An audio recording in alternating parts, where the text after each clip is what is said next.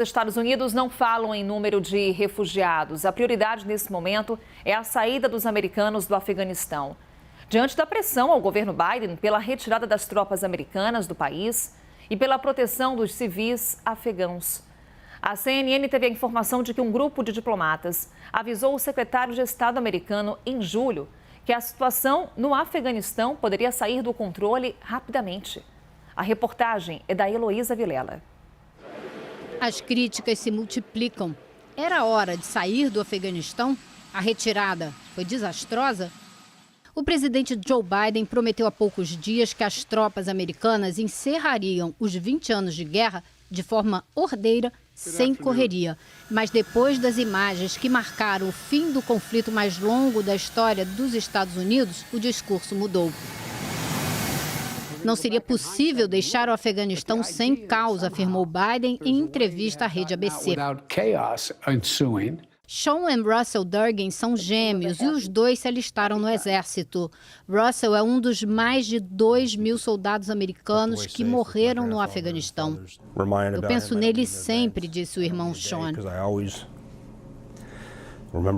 A mãe deles não se conforma. Não resolvemos nada no Afeganistão, diz Jan Durgan.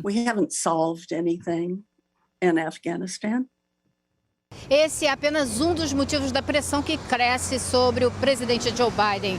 Como explicar aos americanos e ao mundo o que até o momento parece um acúmulo de erros? O ex-presidente Donald Trump negociou a retirada das tropas com o Talibã.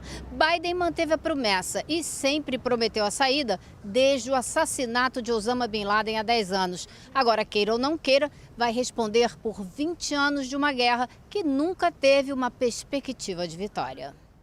Documentos republicados agora pelo jornal The Washington Post mostram que essa era uma guerra perdida desde o princípio. Em 2004, o governo americano investiu 11 milhões de dólares em um projeto chamado Lições Aprendidas. Foram feitas entrevistas com mais de 600 militares, diplomatas e funcionários públicos com participação direta na guerra, para traçar os erros e não repeti-los no futuro.